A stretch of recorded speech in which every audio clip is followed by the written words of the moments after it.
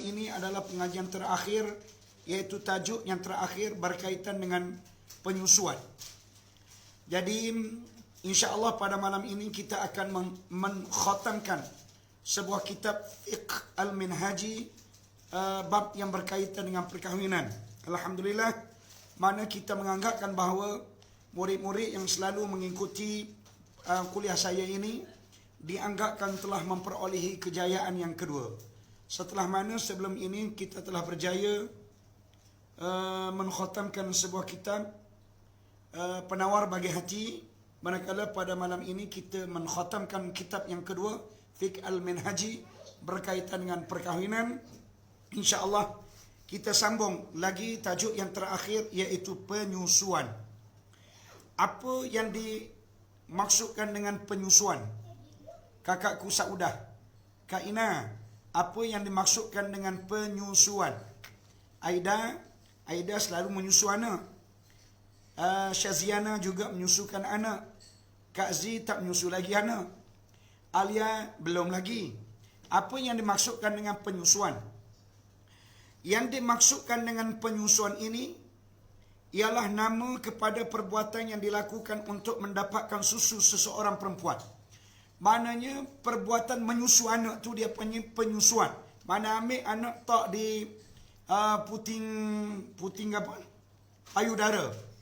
Itu dia panggil penyusuan. Ataupun penyusuan ini dimaksudkan dengan susu yang masuk ke dalam perut anak. Jadi susu yang masuk dalam perut anak tu dia panggil penyusuan. Jadi manakah dalil yang disyariatkan penyusuan ini? Dalam Islam, apa Ustaz Mas'ud, penyusuan ini disyariatkan oleh Islam. Maksudnya Islam membenarkan mana-mana anak yang kecil ini disusu, sama ada oleh ibunya sendiri ataupun oleh orang lain. Dia kata dalil syara', hukum seorang perempuan menyusukan bayi yang bukan anaknya adalah harus. Apatah lagi anak dia sendiri, lagi-lagi lah. Mana anak orang lain pun Islam telah mensyariatkan mana boleh. Sebab itu di zaman awal Islam dulu, aktiviti menyusu anak ni merupakan satu bisnes. Maknanya orang mengambil upah terhadap penyusuan anak. Zaman kita sekarang lah tak berlakunya. Zaman kita sekarang tak berlaku. Zaman dulu berlaku sampai peringkat mana-mana orang perempuan yang susu dia banyak, dia mengambil upah untuk menyusukan anak orang lain. Jadi kenapa? Sebab perkara ini diharuskan oleh Islam. Ini kerana ia telah diamalkan sebelum dan selepas daripada kedatangan Islam. Islam memperakuinya dan tidak mengharamkan perbuatan tersebut. Ini kerana dalam sesetengah keadaan ia memberi kebaikan dan memenuhi keperluan tertentu kepada memberi keperluan tertentu, seperti ketika ibu perempuan itu meninggal dunia. Kak Salimah, kenapa ke aktiviti penyusuan ini merupakan satu keperluan? Satu keperluan, katakanlah ibu kepada anak perempuan, katakanlah macam cerita arwah Siti Sarah yang meninggal dunia, baby dia masih kecil. Jadi ini memerlukan kepada perempuan untuk menyusukan baby tersebut. Sebab baby itu dia tak boleh nak minum lagi susu di kedai. Dia memerlukan susu dada perempuan. Jadi andai kata penyusuan ini tidak wujud dalam Islam, maka dia akan mendatangkan masalah ataupun mudarat kepada anak yang kecil. Maka sebab itulah Islam mengharuskan penyusuan itu.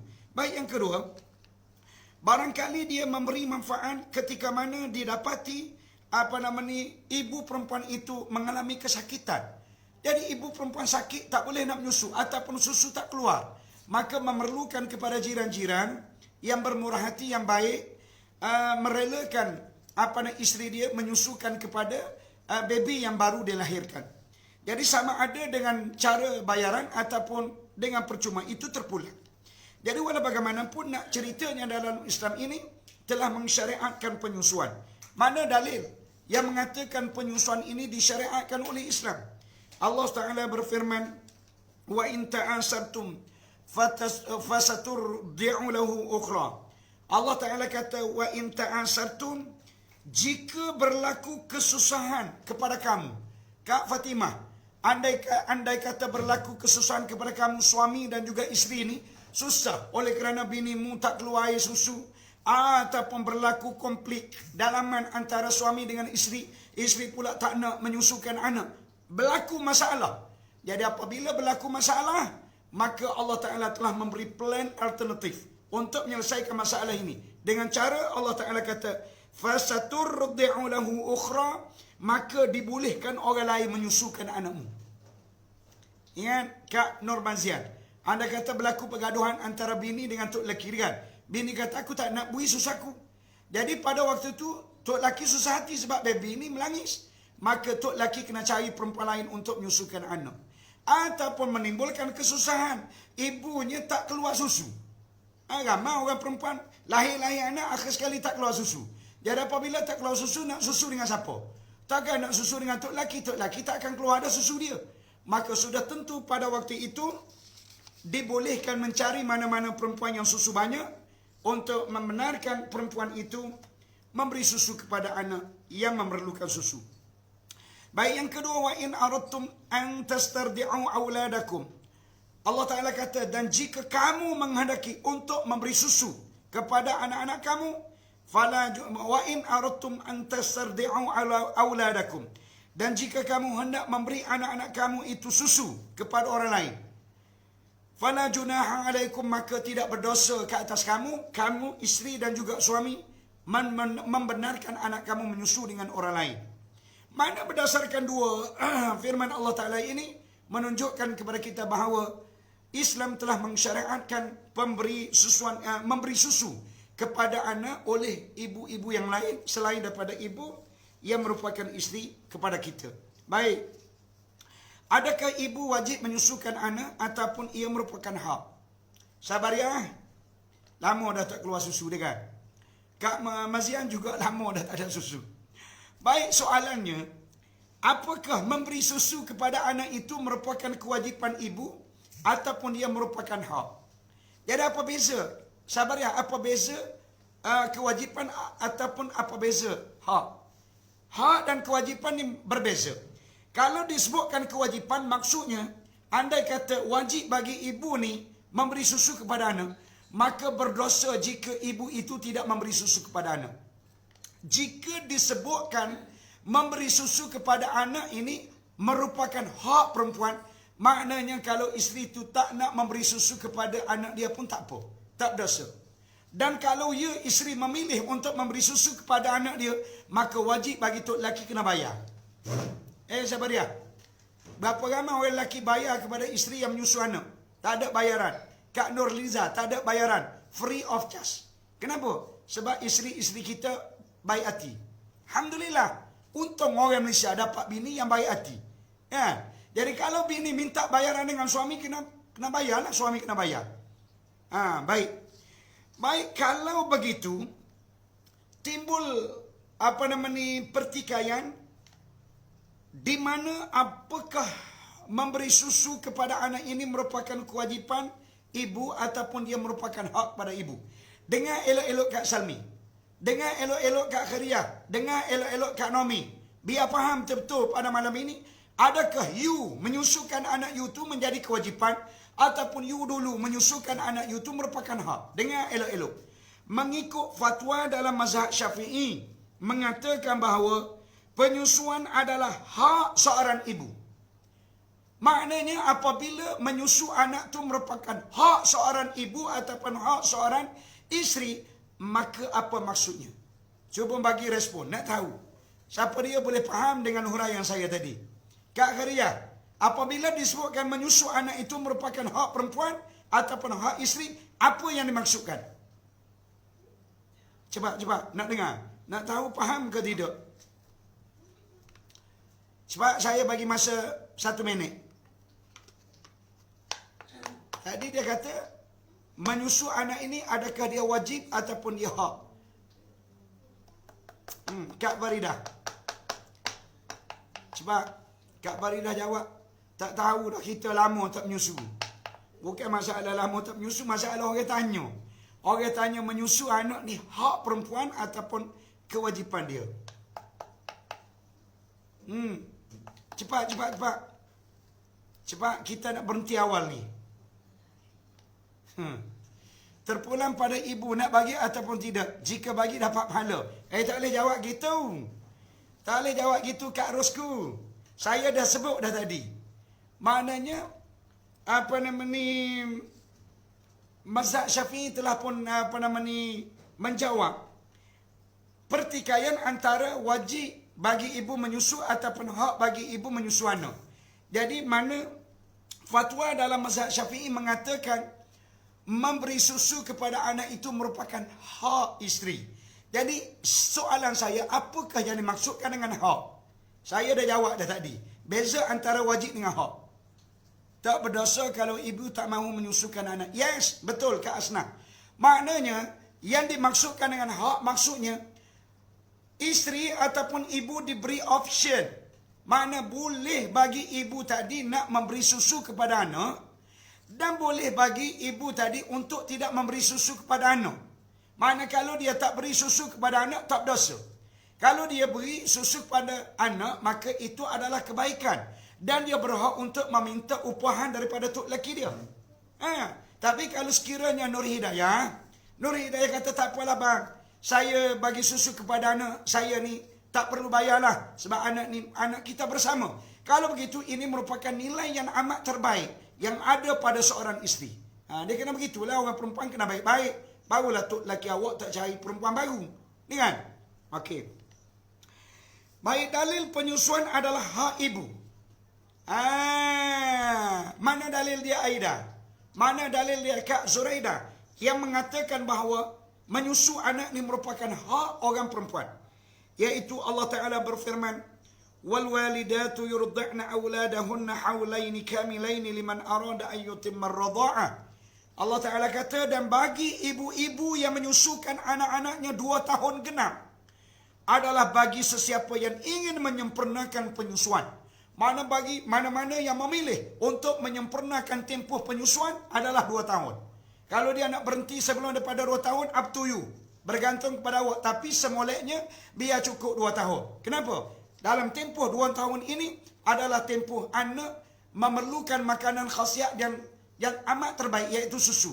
Apabila lebih daripada 2 tahun, barangkali anak memerlukan makanan lain selain daripada susu. Baik, yang kedua, Allah Ta'ala berfirman, wa in ta'asartum fasaturdi'u lahu ukhra. Dan jika menimbulkan kesusahan kepada kamu, isteri dan juga suami, maka dibolehkan kamu mencari perempuan lain untuk menyusukan anak kamu. Maka ini menunjukkan bahawa menyusu anak itu merupakan hak orang perempuan. Baik, yang ketiga, fa in arda'na lakum fa'atuhunna ujurahunna. Jadi ayat yang ketiga ni baru jelas menunjukkan kepada kita bahawa menyusu anak ini adalah hak kepada seorang perempuan. Mana dia? Allah Ta'ala kata, fa'in arda'na lakum, jika mereka menyusukan anak-anak untuk kamu, wahai orang lelaki. Mereka tu maksudnya isteri.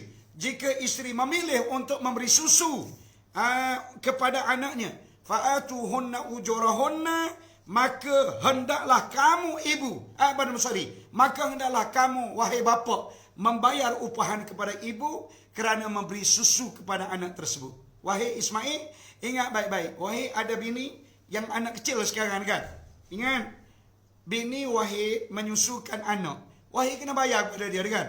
Bayarlah RM5 sekali menyusu ke, ataupun RM5 sehari. Yang paling penting biar ada bayaran. Kita jangan kira-kira sangatlah dengan bini kita ni. Terutamanya bini kita yang berada dalam tempoh berpantang dengan berapa lama? 3 bulan. Pada waktu tu sepatutnya kita guna ruang dan peluang untuk menyatakan kasih sayang kita kepada dia. Apa saja yang dia nak kita bagi. Kenapa? Ingat, lepas daripada 3 bulan, dapat upahan lain pula mu. Jadi kita kena ambil hati Kak Salimah. 3 bulan Maksin, 3 bulan baru 90 hari kan? Maksin ni tak tahu pernah beri ke tak beri. Kena beri. Kalau tak beri dulu, sekarang kena beri. Jual dokong tu bagi kat isteri. Okey? Kesan daripada penyusuan terhadap hubungan kekeluargaan. Kak Naomi kata apa ni? Penyusuan adalah hak ibu. Bagi ibu, menyusu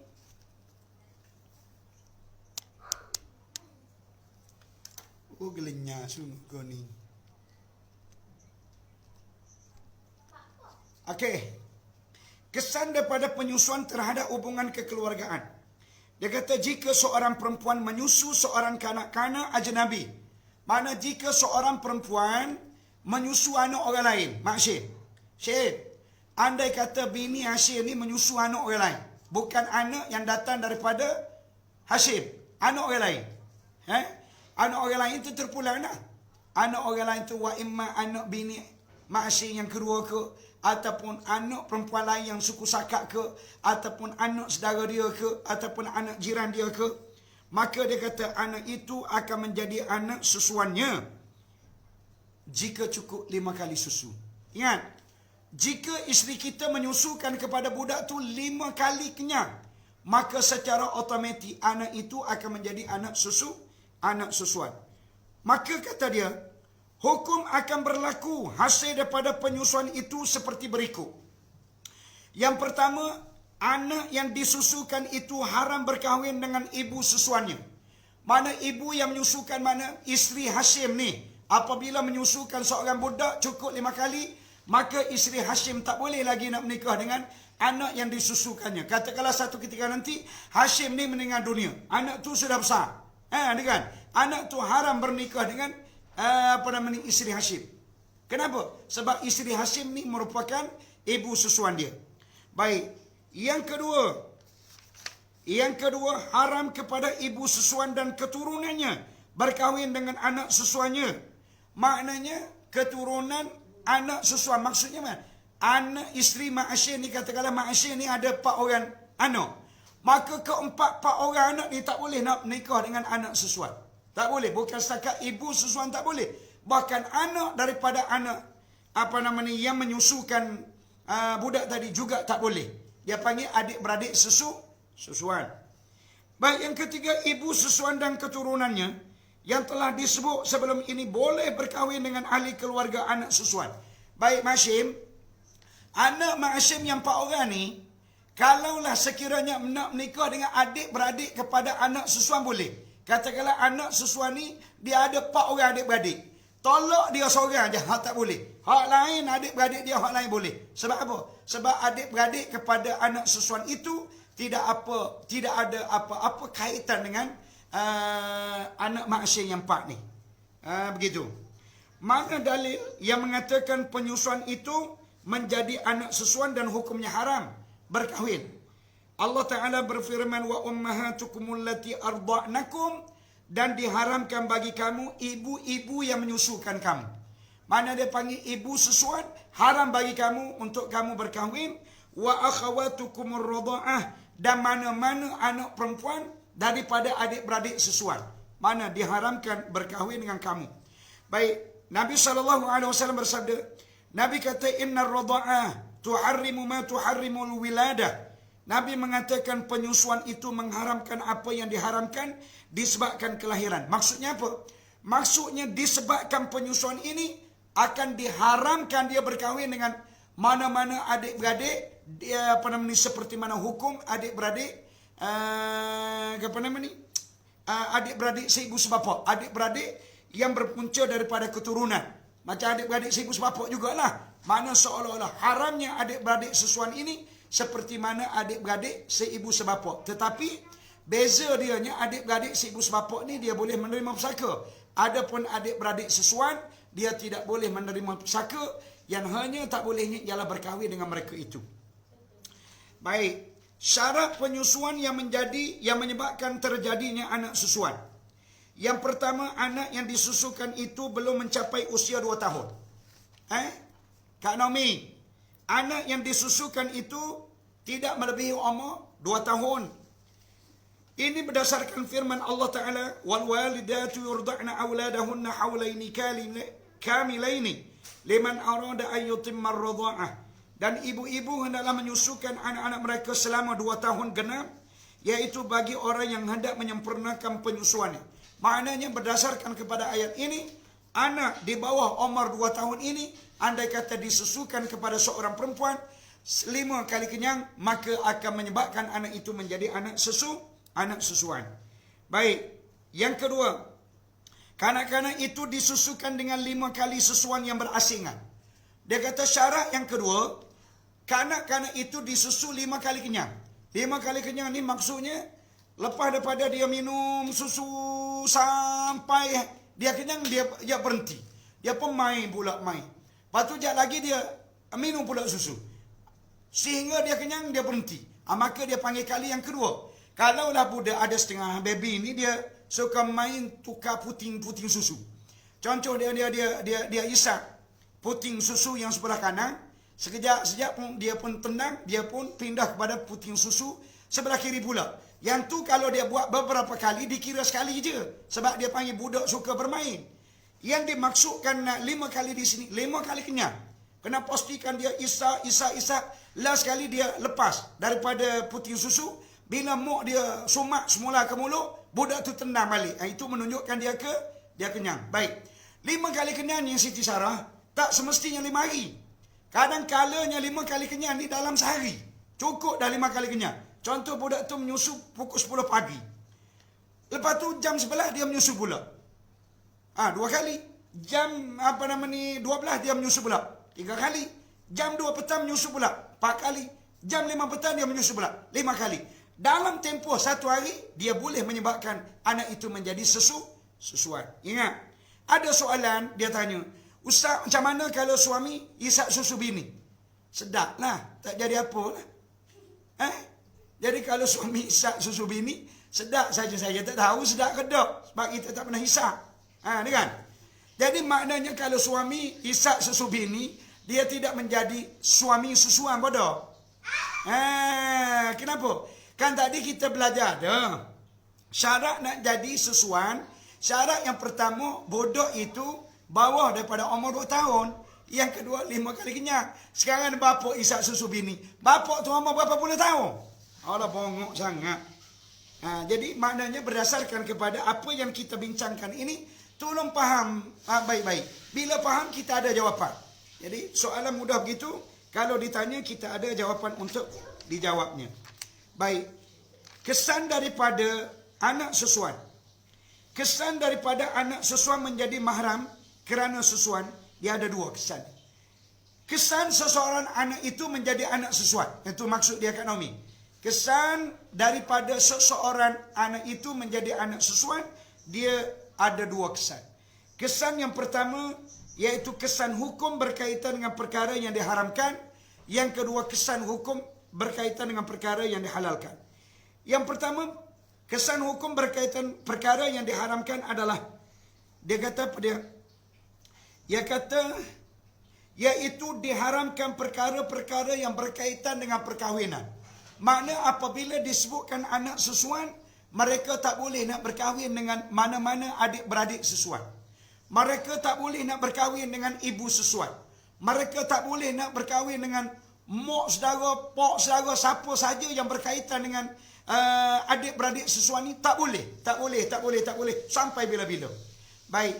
Mana berkaitan dengan hukum yang dibolehkan pula, iaitu perkara-perkara yang berkaitan dengan khalwah dan melihat mahram. Mana adik-beradik sesuan, boleh dia tengok aurat adik-beradik sesuan dia yang lain.